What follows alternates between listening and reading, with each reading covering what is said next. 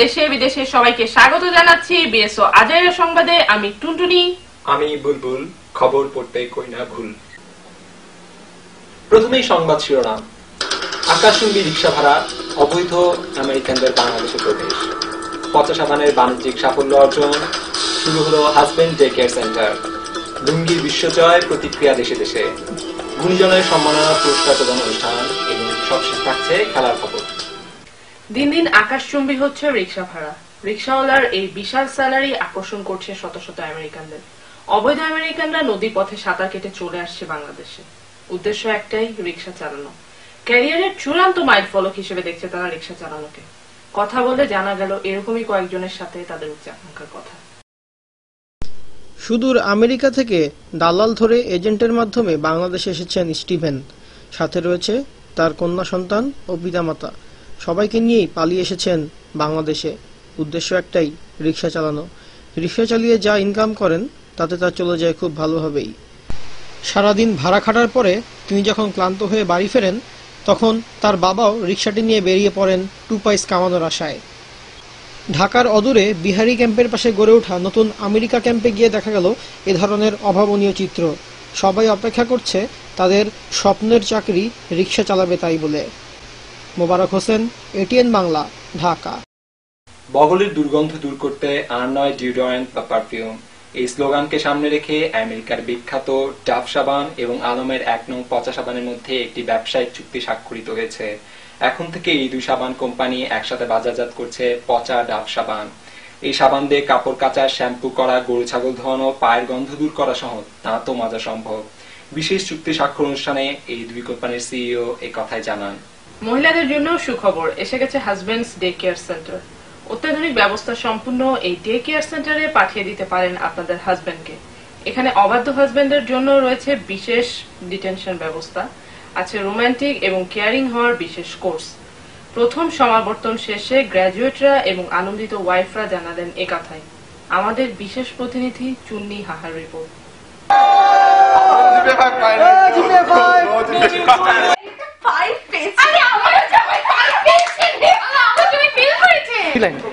আগে আমি পড়াশোনা করতে পারতাম না, আমি শুধু ফেল করতাম। এই স্কুলে আসার পর আমার এত সাকসেস হচ্ছে, আমি খুব অবাক। আমি জিপিএ 5 আর 5 পাচ্ছি। আপনার কি এখন খুব কুল ব্রেন? আপনার এখন আমার মাথা অনেক ক্লিয়ার, না পড়তেই পরে বুঝে যাই। আচ্ছা, সব অনেক জীবনও এখন অনেক পরিবর্তন আসছে। হ্যাঁ, জীবন। আরে কি যে লাগতেছে বলেন না ভাইয়া, খুশিতে মনে লাফাই। আচ্ছা, অনেকে হাজবেন্ড ফেল করছে, তাদেরকে আপনি কি মনে হয় এখন তাদের? অসুবিধা নাই, আবার ট্রাই করলেই পাবে। There is always second time. আমার তুমি ফেল করেছে আর সবগুলো আমি অনেক কথা শুনছি। আমি আর কথা বলতে পারছি না, আমাদের সাথে না। বল। বাংলাদেশের মামা হালিমের ব্যাপক জনপ্রিয়তার সুযোগকে কাজে লাগিয়ে কতিপয় অসাধু ব্যবসায়ী যুক্তরাষ্ট্রের টেক্সাসে খুলেছেন মামাস পিজা। প্রতিদিন ভুয়া মামার খপ্পরে পড়ে এই অস্বাস্থ্যকর পিজা খেয়ে অসুস্থ হয়ে পড়েছেন অসংখ্য বিশ্ববিদ্যালয় পড়ুয়া ছাত্রছাত্রী। এদিকে মামা হালিমের মামা এই ঘটনায় তীব্র ক্ষোভ প্রকাশ করেছেন এবং এই পিজার দোকানের বিরুদ্ধে সবাইকে ঐক্যবদ্ধভাবে আন্দোলন করার আহ্বান জানিয়েছেন। একই সাথে তার পেটেন্ট করা বিখ্যাত মামা হালিমের সুনাম নষ্ট করার জন্য তিনি আইনের আশ্রয় নেবেন বলে জানিয়েছেন। এই বিষয়ে এখন দেখবেন আমাদের প্রতিনিধি জয় ধামনির রিপোর্ট। মামা হালিম দেখলেই জিভে আসে জল। এই হালিম খেলে করতে হয় না যত তত ত্যাগ মল। আর তাই মামা হালিমের এই ব্যাপক জনপ্রিয়তা সমগ্র দেশে দেশে। আর এই জনপ্রিয়তায় ঈর্ষান্বিত হয়ে টেক্সাসে ভাওতাবাজ মামা খুলল মামাস পিৎজা এবং তিনি নিজেকে পরিচয় দিচ্ছেন আসল মামা হিসাবে। আর তাই তাকে হাত নাতে কানে ধরে আমরা নিয়ে এসেছি জনগণের সামনে। দেখুন আমাদের আসল মামার প্রতিক্রিয়া। মামা হালিম, আমি হইলাম আসল মামা হালিম। যারা আমার হালিমের ব্যবসা করে তাদের উপর আল্লাহর গজব পড়ব। থামুন, এটিএন বাংলা, ঢাকা। সম্প্রতি শিল্প সাহিত্য, গান ও চলচ্চিত্র সহ বিভিন্ন ক্ষেত্রে পুরস্কার দিয়েছে বাংলাদেশ সরকার। বাংলা ভাষা ও সাহিত্যকে ব্যাপকভাবে সমৃদ্ধ করার জন্য ভাষা পদক পেয়েছেন জনপ্রিয় কথাশিল্পী মোস্তফা সারোয়ার ফারুকী। যদিও হাইকোর্ট এর উপর নিষেধাজ্ঞা জারি করেছে। অন্যদিকে শ্রেষ্ঠ গায়কের পুরস্কারটি পান মোহাম্মদ আশরাফুল। তার গাওয়া গানটি শুনুন এবার আমাদের রিপোর্টে। আমি তো এক সাধারণ একজন, অতি সাধারণ এই মন, অথচ আমার ভালোবাসা সাধারণ। ও বন্ধুরে একবার ছুঁয়ে দেখো ইচ্ছে গুলোকে। আমি তো কবিতা লিখি না, তবুও তো তোমায় ভেবে লিখবো একদিন দ্বিতীয় কোনো বনলতার কথা। এদিকে শ্রেষ্ঠ গায়িকার পুরস্কারটি নিয়ে তুমুল প্রতিদ্বন্দ্বিতা ও বিতর্ক শুরু হলে পুরস্কারটি নিলামে তোলা হয় এবং যথারীতি পুরস্কারটি উচ্চ মূল্যে কিনে নেন জনপ্রিয় কণ্ঠশিল্পী ইভা রহমান। শ্রেষ্ঠ বাংলা সিনেমার পুরস্কার পেয়েছে খোঁজ দ্য সার্চ ওরফে খাউজাইয়া মর। এ ব্যাপারে পরিচালকের সাক্ষাৎকারটি দেখুন আমাদের রিপোর্টে। আচ্ছা, এই সিনেমাটার নাম খাউজাইয়া মর কেন? যখন স্টুডেন্ট ছিলাম তখন বেড বাক্সের কামড় খায়া খাইতে আমাদের একটা চিন্তা আইছে যে একটা ছবি বানাবো, তখন থেকেই ঠিক করলাম ছবির নাম হইব খাউজাইয়া মর খোঁজ দি সার্চ। শ্রেষ্ঠ অভিনেতা পুরস্কারটি জিতে নিলেন বাংলাদেশের মহামান্য রাষ্ট্রপতি জিল্লুর রহমান। মুখ বা বোবা চরিত্রে বরাবরই অসামান্য অভিনয়ের জন্য তাকে পুরস্কারটি প্রদান করা হয়। দেখুন তার অভিনীত চলচ্চিত্রের কিছু অংশ। আমার বলার কিছু ছিল না গো, আমার বলার। লুঙ্গি আজ দেশের একটি অপরিহার্য স্বস্তির প্রতীক হয়ে দাঁড়িয়েছে।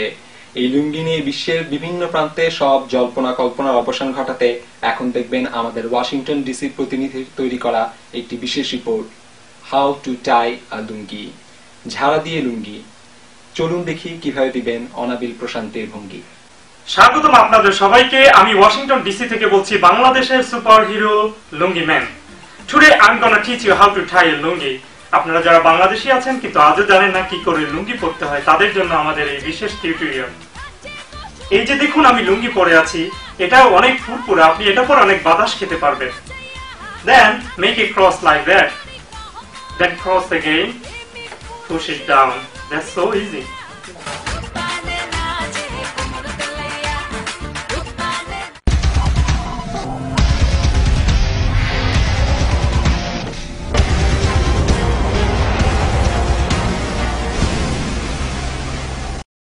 দেশের মধ্যে আজ অত্যন্ত সংবেদনশীল আবহাওয়া বিরাজ করবে। উপরে খুব গরম, নিচে ঠান্ডা এবং মাঝখানে ঝড়ো আবহাওয়া অনুভূত হবে। এদিকে ওয়ালটন ফ্রিজের দরজা খোলা থাকার কারণে সারা দেশে লটকন সাইজ থেকে শুরু করে ফুটবল সাইজের স্নো পড়ার আশঙ্কা করা হচ্ছে। এই সময় সবাইকে হেলমেট পরে বাইরে বের হওয়ার জন্য সতর্ক করা হচ্ছে।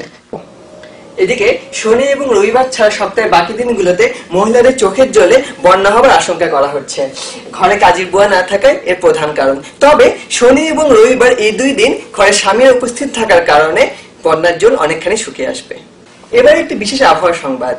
তেল মাথায় তেল দেওয়ার কারণে সরকারি অফিসগুলোতে পিচ্ছিলতার 10 নম্বর মহাবিপদ সংকেত দেখাতে বলা হয়েছে। এই সময় কেউ যদি তেল মাখা ফ্লোরে পা পিছলে পড়ে যান, তার জন্য সরকার দায়ী থাকবেন না। আমাদের আবহাওয়া সংবাদ আজকে এতটুকুই। আমরা ফিরে যাচ্ছি মূল সংবাদে। এবার খেলার খবর।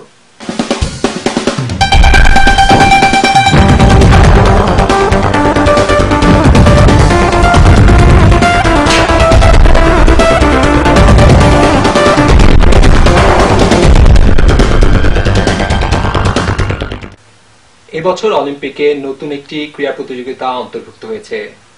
নদীর উপর বাঁধ দেয়ার এই প্রতিযোগিতায় প্রথমবারের মতো স্বর্ণপদক জিতেছে প্রতিবেশী ভারত। এই বিজয়ে ভারতকে অভিনন্দন জানিয়েছেন বাংলাদেশ সরকার। খবর শেষ হলো। খোদা হাফেজ।